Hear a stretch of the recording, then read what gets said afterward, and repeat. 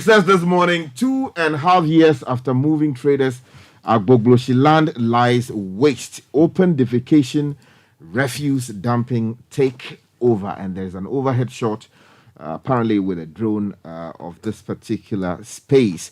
Prestia Bogoso mine not under care and maintenance. That's coming in from the Minerals Commission.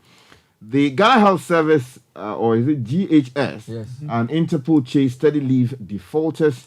And indigenous businesses critical to economic revival, according to former President John Dramani Mahama. All right, the Ghanaian Times says, fight against corruption. OSP's powers must expand to ensure effective corruption fight. That's coming from the special prosecutor. Okay. Another story is 2 locked up 45 years for robbing banker at gunpoint. Minerals Commission promises to protect Prestia Bogoso mine and jobs. A new Subing parliamentary candidate-elect sets record, vows to increase votes for the NPP. And the back page of the Ghanaian Times has the AFCON wrap. They talk about Cote d'Ivoire and Cape Verde. Of course, they didn't talk about South Africa doing a number on Morocco last night. That came in very, very late indeed. There's a disturbing story on the front page of the Herald. Former Second Lady falls victim to armed robbery. But the police are tight-lipped on the matter, according to the Herald newspaper.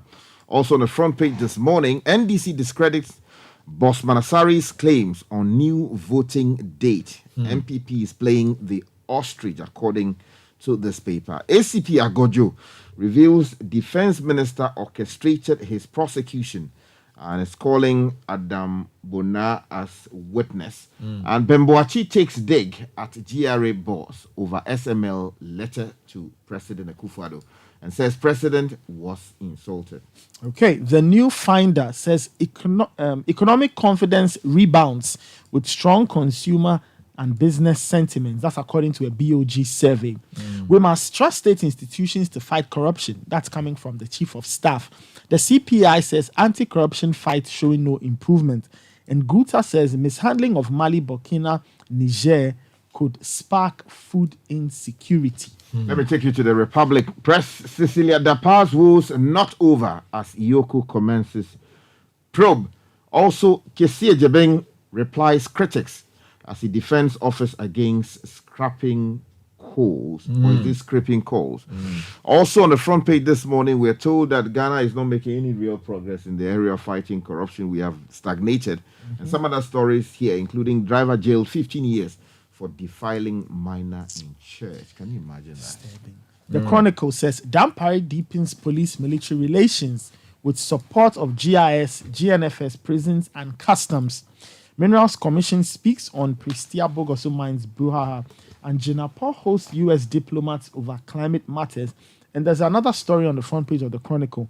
Burkina, Mali, Niger exit. Slap in the face of ECOWAS? It's a question. The new publisher says Okujeto Ablakwa calls for GFA probe. Pep Guardiola and Mourinho can't save Black Stars. The system is a rotten system, and it's all about chop. That's what the paper is saying here this morning, quoting the Member of Parliament for the, what's the name of his constituency? Well, who are you referring to? Okujeto Ablakwa. Oh, Northong, right? Northong. Yes, Northong. He's firing on all cylinders. Buntumi is running to Antwerp Shrine, we are told, and some other stories here on the front page.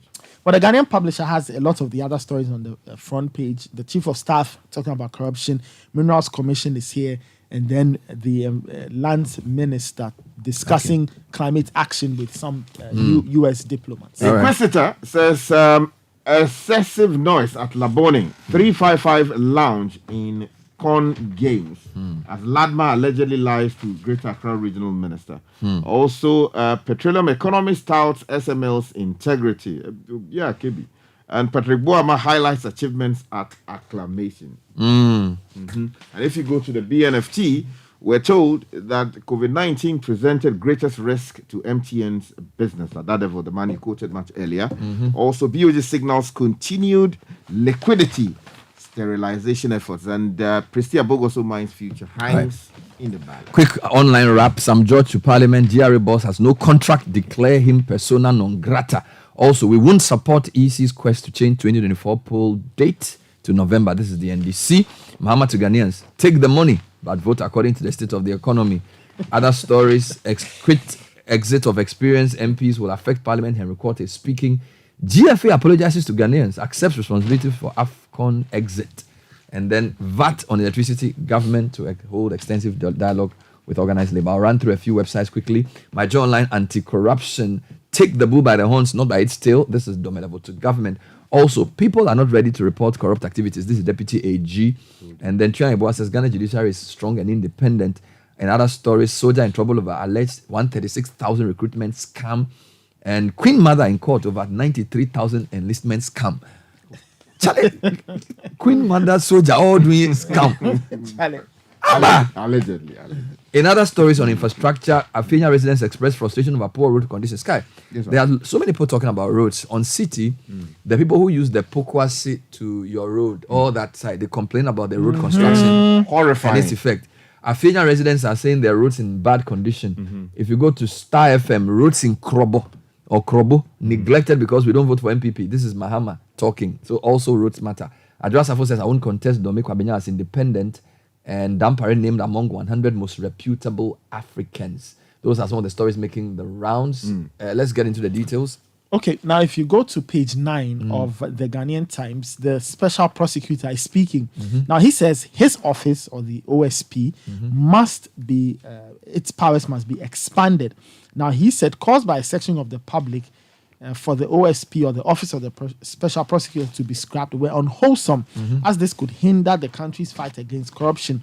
According to him, an objective evaluation of the attempts to unfairly and unjustly discredit the OSP and its principal officers depended on whether a person and his associates were at the short end of an investigation carried out by the office. Now, he was speaking at a roundtable discussion organized by the CDD in partnership with the University of Ghana Business School on Monday on the theme New Frontiers in Ghana, State Capture and Corruption, Implications for Ghana and Africa. You know, the latest anti-corruption ranking has also been released. Yes. Ghana hasn't done any much better. Yes. That's on page, is it page 3? Yeah, page 3 of the Republic Press, and they say Ghana has been ranked 70th out of 180 countries in terms of corruption, according to the latest corruption perception index released by the Transparency International. Now, the country received a score of 43 out of 100, which is the same score it received in 2020. Well, there's a number of stories about corruption I wanted to bring you. The Deputy AG says that Ghanaians are not willing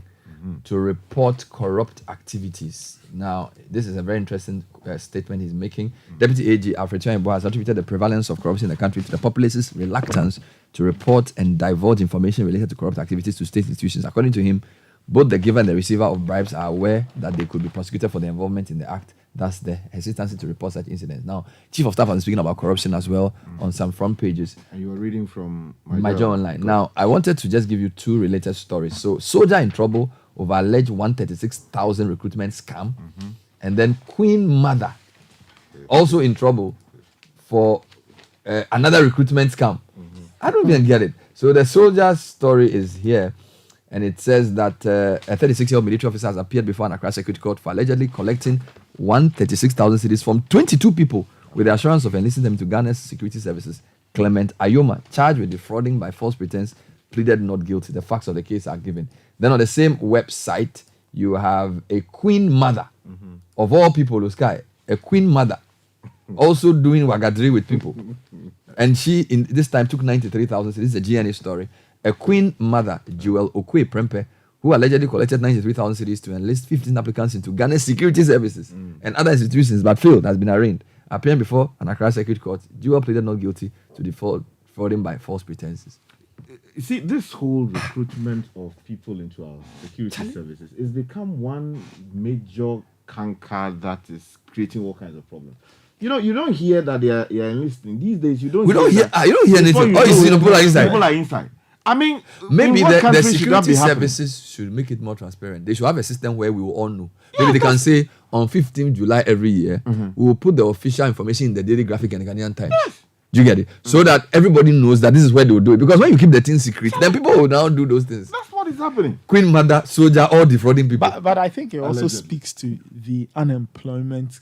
Yes, the desperation. The desperation. So people will do anything just to find Yeah. a job that assures them. Which is why the income. security agencies themselves must find a more transparent way of doing this. They themselves, the people managing it, are allegedly part of the problem. That's the whole story. Anyway, let me take you to this story that also is related in a way. GHS Interpol chase steady leave defaulters. That story is on page 13 of the Daily Graphic, and it's by Nana Konidu Ajiman in Parliament House. It says the Ghana Health Service is working with Interpol to identify and trace health workers who were granted steady leave with pay to pursue programs outside the country but failed to return to our country to serve their bond terms on completion of their courses. Now, the move is aimed at compelling those beneficiaries to refund the salaries they enjoyed to enable them to undertake their studies in and outside. Let's run through few quick stories, Nathan. Well, page 3 of the Ghanaian Times, they have some crime stories. This one says 2 locked up 45 years for robbing banker at gunpoint. And it says Benjamin Abuaje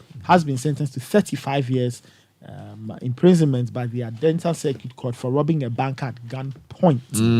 And it goes on to provide the details, what they stole and how they were arrested by the police. Let me take you to the Herald newspaper related story, because they are saying on the front page this morning the former second lady of the Republic, Matilda Emisasa, has fallen victim to armed robbery. The story says in early December 2023, a troubling incident unfolded at the residence of Matilda Emisasa, the former second lady of the Republic of Ghana, when an armed robber managed to breach the security measures in place.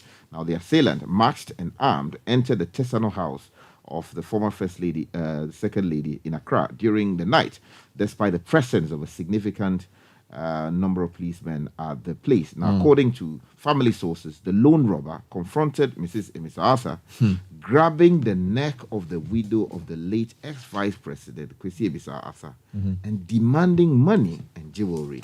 Now, succumbing to the threat, the former second lady handed over an estimated $3,000 to the assailant, who subsequently fled the scene. Now, the release of the money by the former second lady was for her to gain her freedom. This is a troubling story. Yeah, the story is quite disturbing. I think the whole point is about security issues and how people are not spared from these kinds of things. Meanwhile, if you go back to the Chronicle, page 2, the Minerals Commission is here, and it says neither itself nor the Ministry of Lands and Natural Resources has received a formal application or request from FGR Bogoso Prestia Limited, the operators of the Prestia Bogoso mines, to put the mine under care and maintenance. Now, spokesperson for the Senior Staff Association of the Mines, McDonald Hickson, had in an interview described the performance of FGR as nothing to write home about, since FGR was appointed by the president to manage the mine 6 years now, ago. 2 NDC MPs are in the news. Samuel George says GRA boss has no contract, declare him persona non grata. A 20-second question led to a 1-hour discussion about the age of the GRA boss. An MP for Ningo Prampram is calling on Parliament to declare the Commissioner General of the GRA, Reverend Dr. Mishada Uswamwa, persona non grata. He argues that the GRA boss has had no contract with the government after reaching a retirement age, suggesting he is working illegally. Another MP is also talking about yes, sports. Samuel Okudzeto Ablakwa is quoted in the New Publisher as saying that the GFA people, there's so much rot here. So there's a quote here from the story. When you admit that you have done wrong and you open yourself up for new ideas, you get better results. Why are FA officials in Ghana behaving like demigods? They always look for others to blame. This time, let's blame the coach. That's what they are doing. Now, he's basically saying that, look, there's so much corruption, so much rot, so much chop at the GFA that we cannot get a better result. Well, he said this even if we have Guardiola and he said this before the GFA's comments. So if you go to Citi Sports, GFA apologizes to Ghanaians, accepts responsibility for Black Stars' early AFCON exit. Now, interesting they should resign. All the teams that qualified for the quarterfinal in 2021 AFCON are out. So it tells you there's also a shift. All the teams that qualified for so the 8 that qualified for the previous AFCON quarters are all out. Now, the GFA has apologized to Ghanaians for the Black Stars group stage exit from 2023 AFCON in Cote d'Ivoire a week after the team was eliminated. Now, in a statement on Tuesday, the GFA took responsibility for the Black Stars subpar campaign, stating that it fell short of the high expectations we all share. The GFA extends our sincere apologies to the good people of Ghana, including Sky, and all the stakeholders for the recent disappointing performance of the senior national team. We understand the disappointment and frustration. We take full responsibility. And they go on to say they've dissolved the technical team. They do ABCD and they'll restore the team. When you say you have accepted, then you say, I hereby resign from so and so and so and so. Let's deal with some road issues quickly, but before that, deal with the city. The BNFT is claiming that the CD is firming up. But just yesterday, a client of mine was trying to pursue some US dollars. The thing was around 12 point something. So, meanwhile, a few weeks ago, it was 11 point something. So why are you saying that it's firming up? Well, it is stabilizing to firm up. Now the CD has enjoyed a strong week, gaining ground around major currencies and fueling optimism among analysts who predict continued appreciation. Now the positive outlook is largely attributed to two key factors: the anticipated inflows from the World Bank and the easing foreign exchange demand. Let me give you 3 road stories. City Newsroom, reduce your speed to check dust pollution on Ofankor and Sawam Road, Engineer ones. I used that road 2 weeks ago and I had a terrible experience. It's horrifying. The chief resident engineer, and I'll talk about this on the show today for Ofankor to Sawam project, Kwabna Bimpong, is urging motorists to apply the route, which is a road under construction, to reduce their speed. According to him, drivers should heed this plea as the contractor embarks on a continuous watering exercise along the road. This comes in response to complaints by drivers and pedestrians about the dusty nature of the stretch. In a City News interview, Mr. Bimpon said the contractor will ensure that the dust on the road is minimized. Now, there's a lot of dust already. Now what you do is you pour water on it. That's what he's doing. But he's saying that you should reduce your speed. Reduce. Now, that's City. Now, if you go to Joy, Afenia residents expressed frustration over poor road condition. This story says residents of Afenia, New Jerusalem, in the Nyungo Prapram district, have expressed frustration and anger about the current poor state of the road network in the area. The entire road network is dusty, full of deep trenches, making it unmotorable, muddy, especially when it rains. Bernard, and you know, if you use the N1 highway, can you imagine that we don't have street lights on the N1 highway? Oh, yeah. Like the ones that are there. I can imagine. functional. Oh, yeah. And then Lots of them. Mahama is speaking on many things. Disappear. Mahama decries deteriorating economic conditions. He says this is not the Ghana left Akufo-Addo. He's also saying that Krobo's roads in Krobo are neglected because they don't vote for MPP. And there's a photo of a road. I think that's a Sewa road or something. And the one you used the other day. Charlie, I will not go there again. You know, so many road issues up for discussion this morning. But we'll have to leave the newspaper review here. Thank you, Richard Sky. Thank you, Nathan.